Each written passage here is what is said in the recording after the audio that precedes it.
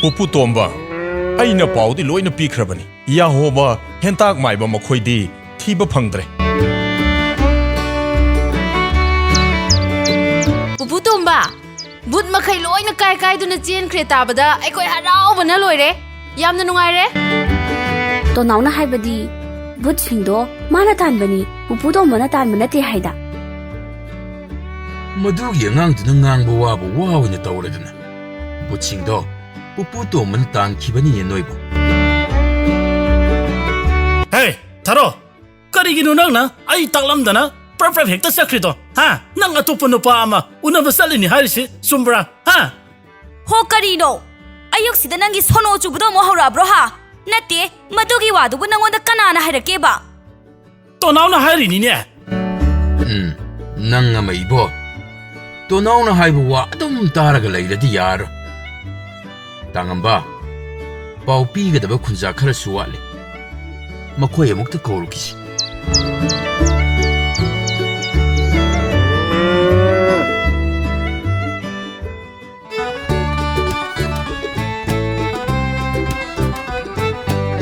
Hai to na but to nanga tanbana te Pupu Tomba na tanbani haisidi.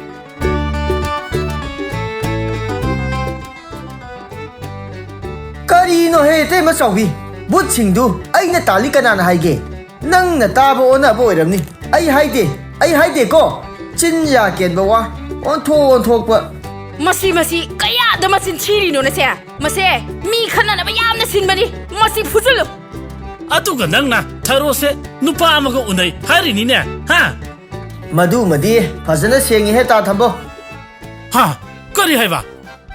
Hai, masi amukta pu haibani nangbo. Ay magi wangang si tabada ne ay prok sae ba ay. o ta thambo ite ma tharo di nupa koi bani ai na hari se seng bani ko haibi de hai nu he Fuzulu. Hai ma, tanau haibani noibo. Tanau haiba.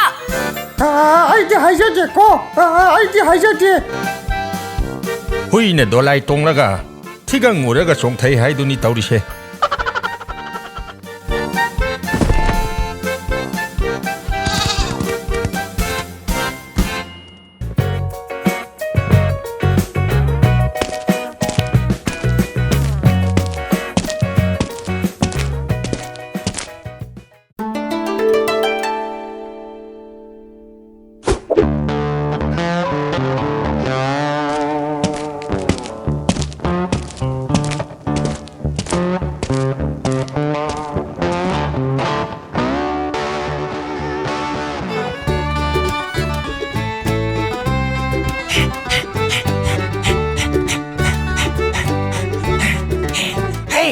Noi bo hawalo ne he.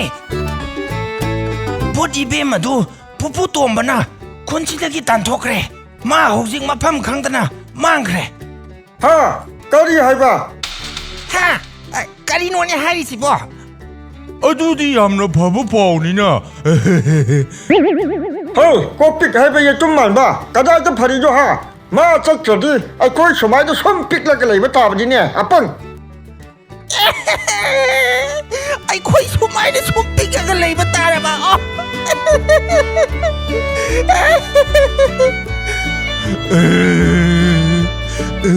Ai khoi sumana sumpik laga leiba taraba.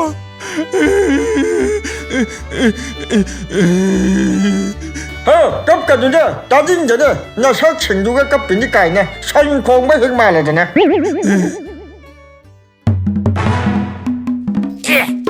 Pupu Tomba la ene. Pupu Tomba. But tamla lai no pidu so satkre. Haujekte. Ai khoi sumana sumpik laga lei hoba tare. Ai khoi bo abuk takan biu. Na khoi bo tamla lai no pidu gi. Misang yamna sang khibadai ne. Haujing na kaidoraba ha. ai jo ha ba ji Pupu Tomba ang nan na ta ji ai koi kan di ba ngam ba mi lai roi to di si pu na ma chai ma si ge ha tak mai ba si thon ma ngak to ni ma si ha na ta na ka ga pha ga do ni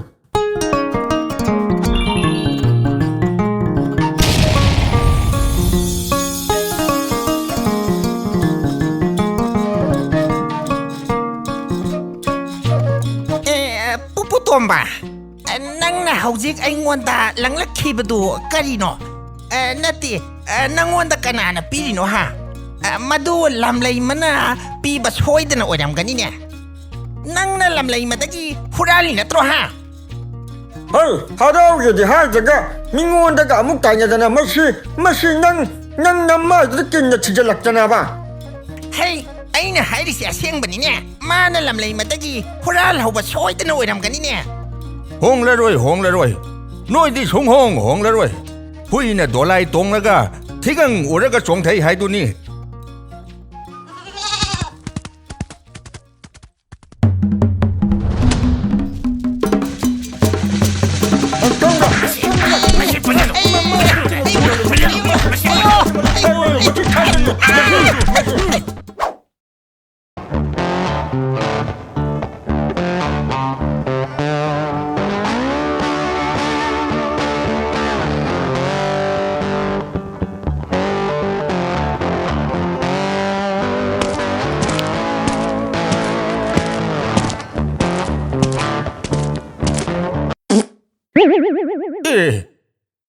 ꯑꯣꯟꯊꯣꯛꯅꯁꯨ ꯃꯤ ꯎꯁꯤꯠꯈꯤꯗ꯭ꯔꯦꯗ ꯏꯕꯣ ꯅꯪꯅ ꯇꯧꯊꯣꯔꯛꯄꯁꯤ ꯃꯇꯥꯡ ꯏꯆꯥ ꯍꯦꯛ ꯆꯥꯗꯦꯗ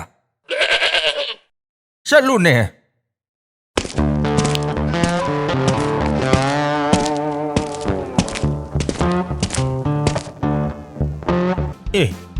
ꯍꯣꯏꯗꯨꯝ ꯀꯔꯤꯅꯣ ꯅꯪꯅ ꯇꯧꯔꯤꯗꯨꯅ ꯍꯥ ꯄꯨꯄꯨ ꯇꯣꯝꯕ ꯑꯩꯗꯤ ꯌꯥꯎꯖꯗꯦꯀꯣ ꯑꯩꯗꯤ ꯌꯥꯎꯖꯗꯦ ꯇꯣꯅꯥꯎꯅ ꯇꯧꯕ ꯉꯥꯛꯇꯅꯤ ꯑꯩꯗꯤ ꯌꯥꯎꯖꯗꯦ ꯍꯩ ꯀꯔꯤꯅꯣ ꯅꯪꯅ ꯉꯥꯡꯂꯤꯗꯨꯕꯣ ꯀꯔꯤꯅꯣ ꯅꯪꯅ ꯌꯥꯎꯖꯗꯦ ꯍꯥꯏꯔꯤꯗꯨꯕꯣ ꯍꯥ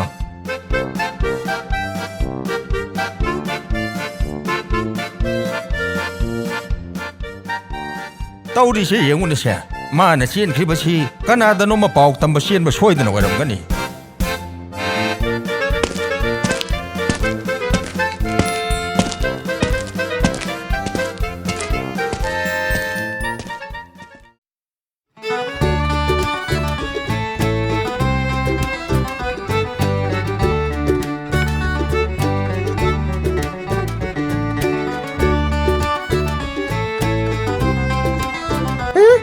ꯇꯣꯅꯥꯎꯗꯤ ꯁꯤꯗ ꯂꯩꯔꯦꯅꯦ ꯍꯩꯇ ꯇꯣꯅꯥꯎ ꯀꯔꯤꯅꯣ ꯅꯪꯅ ꯇꯧꯔꯤꯗꯨꯕꯣ ꯍꯥ ꯅꯃꯥꯏ ꯅꯃꯤꯠꯇꯗꯨ ꯐꯤꯟ ꯀꯥꯔꯦꯅꯦ ꯀꯩꯗꯧꯔꯒꯦ ꯍꯥ ꯑꯁ ꯃꯤꯠꯄꯥꯟꯒꯁꯤ ꯆꯣꯔꯐꯣꯟ ꯃꯆꯨꯒ ꯑꯣꯏꯔꯗꯅ ꯑꯣꯟꯊꯣꯛꯅ ꯐꯖꯔꯦꯗꯀꯣ ꯇꯣꯅꯥꯎ ꯑꯁ ꯑꯌꯣ ꯑꯁ ꯇꯥ ꯊꯝꯕꯧꯅ ꯐꯖꯅ ꯁꯦꯠꯈ꯭ꯔꯦ ꯇꯥꯈꯣꯏꯗꯨ ꯀꯔꯤꯅꯣ ꯍꯥꯏꯔꯤꯁꯤꯕꯣ ꯅꯪ ꯑꯣꯏꯅ ꯆꯩ ꯆꯥꯔꯕꯣ ꯑꯁ ꯑꯌꯣ ꯃꯥꯁꯨ ꯑꯗꯨꯝ ꯐꯖꯈ꯭ꯔꯕꯅꯤ ꯑꯩꯅꯅꯦ ꯃꯥꯏ ꯁꯪꯕꯥꯟꯅꯕꯅꯤꯗꯅ ꯃꯥꯅꯅꯦ ꯁꯪꯕꯒꯤ ꯃꯊꯛꯇꯨꯗꯅꯦ ꯃꯛꯄ ꯑꯃꯁꯨ ꯌꯥꯎꯔ ꯆꯠꯈ꯭ꯔꯕꯅꯤ ꯑꯗꯣ ꯀꯩꯗꯧꯔꯦ ꯍꯥꯏꯔꯤꯅꯣ ꯄꯨꯄꯨ ꯇꯣꯝꯕꯗꯣ ꯐꯖꯅ ꯅꯩꯍꯧꯔꯦ ꯃꯥꯒꯤ ꯇꯨꯄꯤꯗꯣ ꯁꯥꯊꯤꯅ ꯃꯑꯣꯡ ꯇꯥꯏꯍꯦ ꯇꯣꯅꯥꯎ ꯏꯪꯂꯤꯁ ꯐꯤꯂꯝꯒꯤ ꯀꯧꯕꯣꯏꯒ ꯃꯥꯜꯂꯤꯅꯦ ꯍꯦꯔꯣꯗꯤ ꯃꯥꯅ ꯑꯣꯏꯅ ꯑꯣꯏꯈ꯭ꯔꯤꯕ ꯇꯣꯅꯥꯎ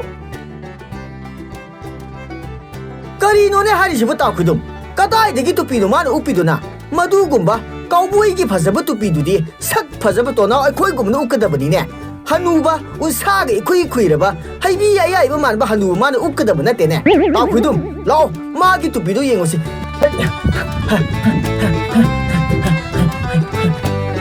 ꯑꯩ ꯇꯣꯅꯥꯎ ꯉꯥꯏꯈꯣꯅꯦꯍꯦ ꯀꯔꯤ ꯃꯤꯅꯣꯅꯦ ꯁꯤꯕꯣ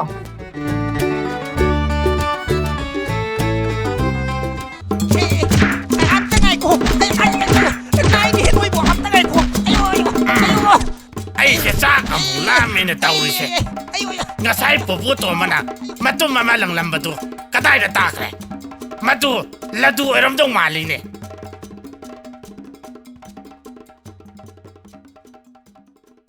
ꯍꯩ ꯀꯗꯥꯏꯗꯒꯤ ꯂꯗꯨꯅꯣ ꯑꯄꯪ ꯄꯨꯄꯨ ꯇꯣꯝꯕꯅ ꯑꯩꯈꯣꯏꯗ ꯂꯩꯁꯤꯜꯂꯝꯕꯗꯨꯗꯤ ꯅꯨꯡ ꯃꯇꯨꯝꯅꯤꯅꯦ ꯅꯠꯇꯦꯍꯦ ꯃꯗꯨ ꯂꯗꯨ ꯁꯣꯏꯗꯅ ꯑꯣꯏꯔꯝꯒꯅꯤ ꯆꯥꯛꯅ ꯆꯥꯛ ꯂꯥꯝꯕꯅꯦ ꯄꯨꯄꯨ ꯇꯣꯝꯕꯗ ꯈꯔ ꯄꯤꯌꯨ ꯑꯃꯨꯛꯇ ꯍꯥꯏꯔꯨꯈꯤꯒꯦ ꯅꯥꯇꯣꯟ ꯆꯥꯎꯅ ꯍꯥꯏꯔꯤꯁꯤ ꯆꯨꯝꯃꯝꯗꯧ ꯃꯥꯜꯂꯤ ꯑꯩꯁꯨ ꯑꯃꯨꯛꯇ ꯃꯇꯨꯡ ꯏꯟꯅꯔꯨꯈꯤꯒꯦ ꯍꯩ ꯅꯣꯏꯕꯨ ꯍꯦꯟꯇꯥꯡ ꯃꯥꯏꯕ ꯑꯩ ꯂꯩꯅ ꯂꯩꯅ ꯄꯨꯄꯨ ꯇꯣꯝꯕꯒꯤ ꯃꯅꯥꯛꯇ ꯆꯠꯈꯤꯅꯨꯅꯦ ꯃꯥꯅ ꯑꯩꯉꯣꯟꯗꯒꯤ ꯍꯦꯟꯕ ꯅꯠꯇꯦꯅꯦ Hey, kopi kaya ba yung tumanda? O apan, sa kinunilaw niya. Nangyayam na sabi nga ka, ay recipe sa gilaw.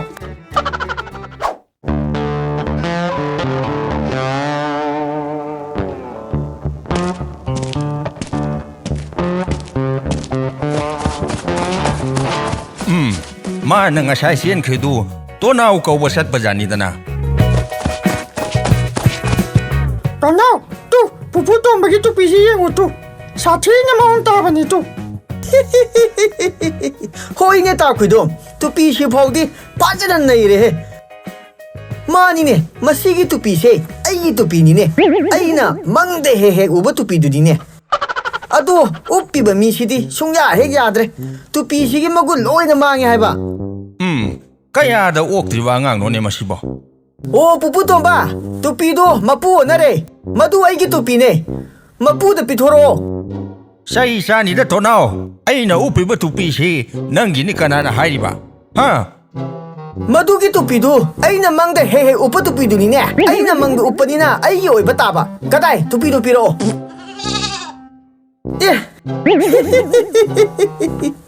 ta kuidum bupu tombage haming sidi nanga na chenna oram do mali nungsit jamna kami ne noi ani na chenna oradi noi gi sagai di nungsit kambam ko bu yarani Tanaw!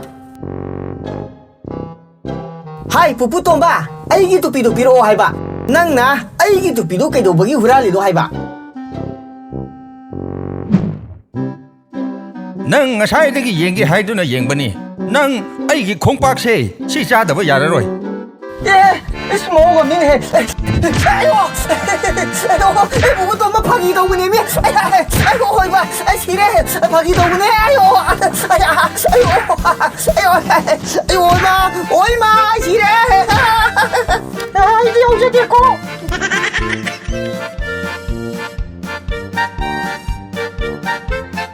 Pupu TV bu mityeng tabiriba pumnamakpu taram noksari. Pupu Folk TV na ngasi phawba leptana chathajarakpa miyamna yamna pamna yengnariba Pupu Tomba ngasina aroiba episode haibado oizare. Adubu ngasigi episode ase loire haidana aikhoi Pupu Tomba loisalani haiba leizade makha tarakpoina anouba season 3 mayamgidamakta amuk puduna lakjaragani. mayamna season 3 se lakpa ngaiboina marak sida aikoina anouba season 3 gi wari sagatngai manung sida tonau gi remixing haiba tare mayam hoji khara uba phangmagani adumaina hana yaw khiba mamangi season da episode sing da yaw khiba khaktana tana anouba mayamna udriba tonau gi nungairaba sin mayam ama remix asida hapakani masi yengbiraga anouba season asi mayamna tumangai biu anouba season asi aikoi hana wari si plot lairaga su script oina loina leiba nate aikoi si mayam gi dimani matung inna akoi writer na sum wari si sang na puthora abanina makha taba season gi wari si hojik madu kanna plot to akoi script hojik tathoi haiba tare adu ngaibada numikhar sang kini lam akoi approximately numit taramu admaina lawgani aina akoi creator na haibi haiba marak sida hojiki remixing asi mayam sungsoi soda mideng tabiu yamna nungaiba sin marakta yarakani nongning ba tonau bu sin mayam ma yarakani aduga mayam gi expectation adusu akoi kahenjaroi anoba season adusu yamna nungaiba mahaw ama purakadoi ni haiba wafam asi thamjaraga mayam gi onfam dagi kanan ba yathang lawsari